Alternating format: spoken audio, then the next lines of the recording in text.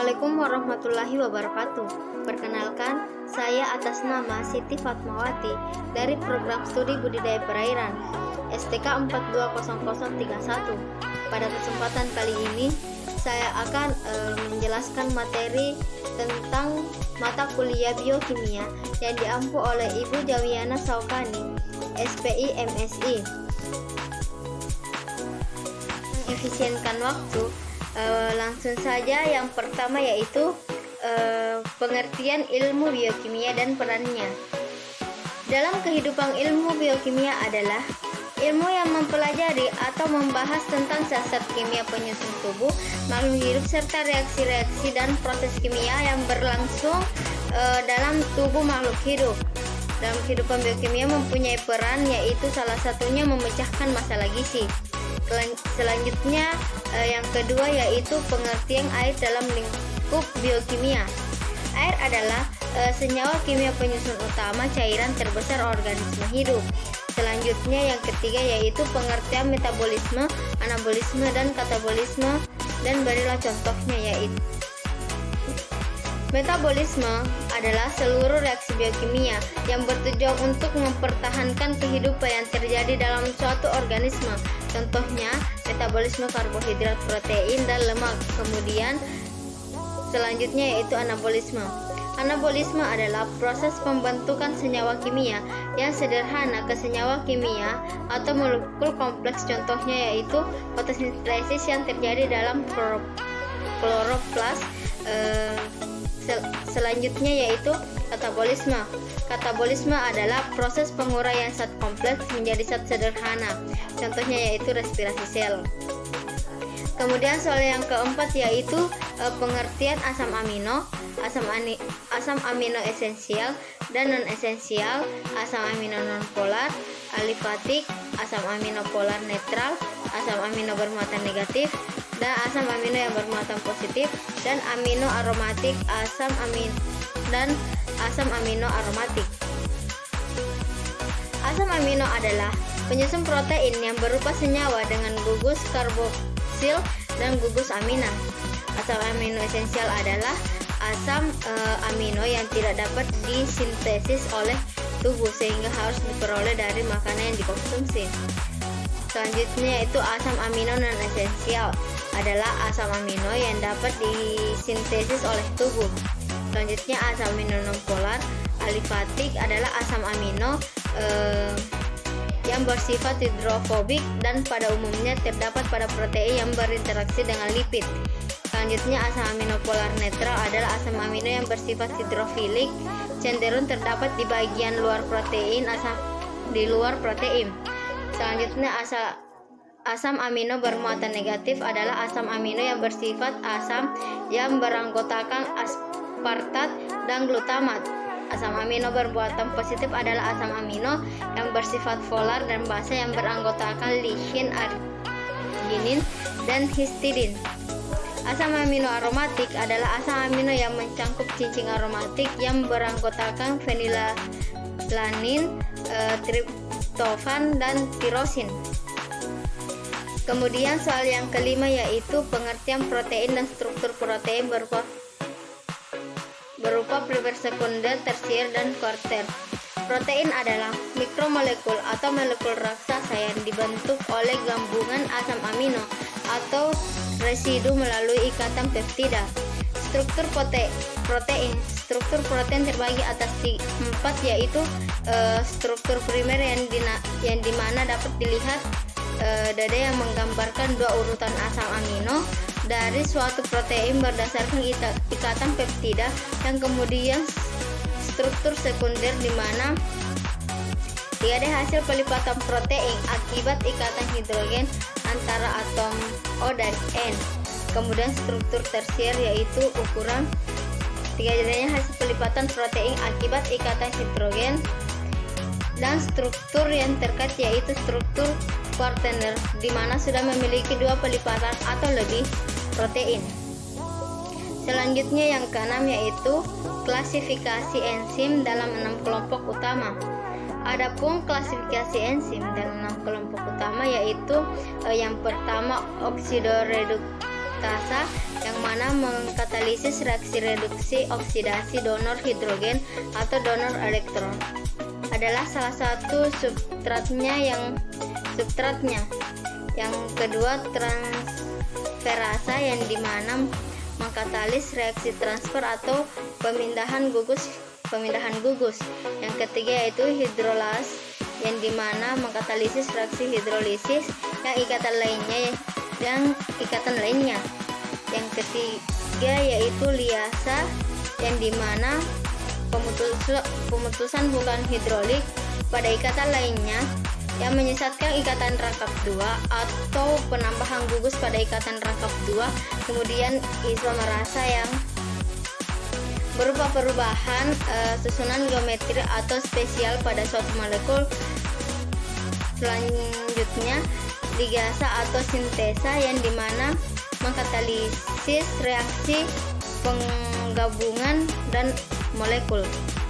Kemudian yang mempengaruhi aktivitas enzim tersebut yaitu yang pertama mempengaruhi konsentrasi enzim yang dimana bila jumlah enzim dalam satu reaksi menjadi 2 kali lipat, maka jumlah substrat yang diubah menjadi produk atau hasil adalah 2 kali lipat juga. Kemudian pengaruh yang kedua yaitu pengaruh konsentrasi substrat yang dimana kecepatan sebanding dengan konsentrasi substrat.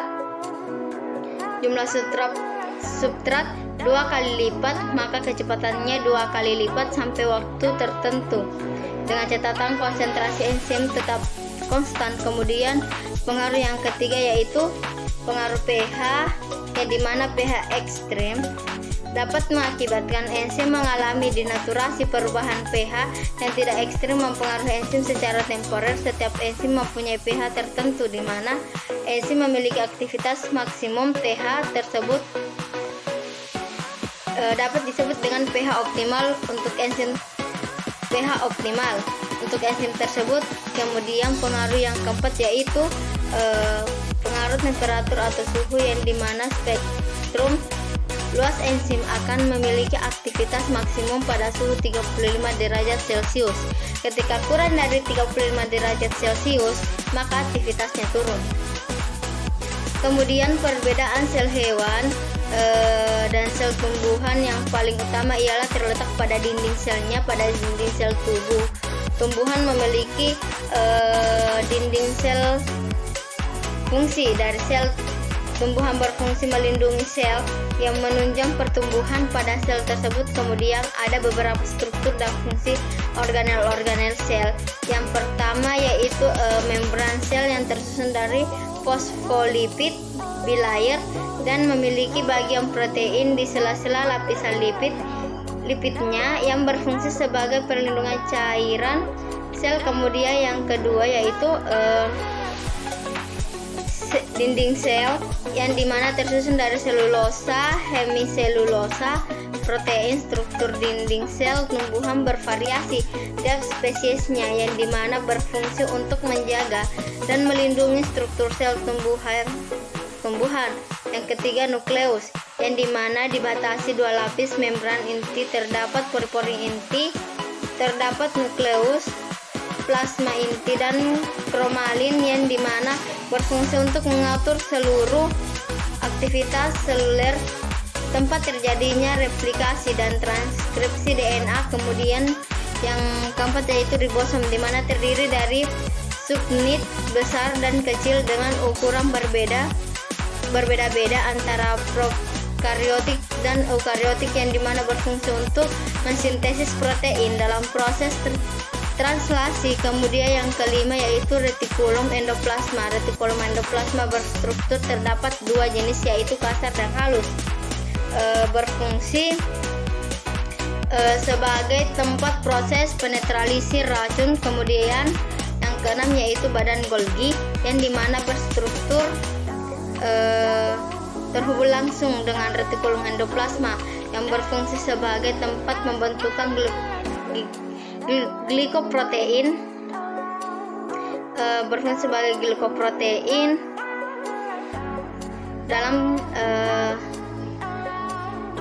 perombakan sel inti. Yang kedelapan yaitu mitokondria yang struktur terdapat DNA yang dikenal dengan mitokondria yang berfungsi untuk menghasilkan energi berupa ATP. Kemudian yang kesembilan yaitu ribosom, yang dimana strukturnya terdapat granula yang merupakan padatan enzim yang berfungsi berperan dalam pemecahan asam lemak. Kemudian yang ke-10 yaitu sentrosom, di mana strukturnya berada di dekat nukleus yang tersusun dari sepasang sentriol yang dimana berfungsi sebagai pusat pembentukan mikrotubula, yaitu struktur terdapat dua jenis, yaitu vakuola makanan dan kontraktil yang berfungsi sebagai tempat penyimpanan senyawa-senyawa penting. Kemudian selanjutnya yang akan dijelaskan yaitu gambaran umum metabolisme protein dan transaminasi dan deaminasi. Gambaran umum tentang metabolisme protein, di mana terjadi perubahan protein menjadi asam amino dan penguraian atau katabolisme asam amino pada protein. Asam amino yang telah tersebar melewati darah dan masuk dalam jaringan tubuh akan disintesis kembali menjadi protein. Selanjutnya, transmigrasi adalah proses pemindahan gugus amina dari asam amino ke alfa ketoglutarat yang menghasilkan L-glutamat. Selanjutnya deaminasi pada deaminasi glutamat mengalami deaminasi oksidasi yang menghasilkan ion NH4+. Reaksi ini dikatalisis oleh enzim glutamat hidrogenase dalam matriks mitokondria. Glutamat merupakan salah satu atau satu-satunya asam amino yang gugus aminanya dapat dilepaskan secara langsung dengan cepat.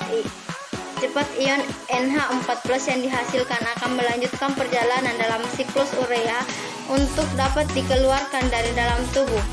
Selanjutnya, proses siklus urea dimulai pada saat glutamat masuk ke dalam mitokondria yang berada di dalam hati yang menghasilkan urea NH4+ yang dihasilkan pada deaminasi akan diubah menjadi bom oil fosfat yang mengikuti proses siklus urea hingga terbentuk urea yang siap dikeluarkan dalam urin.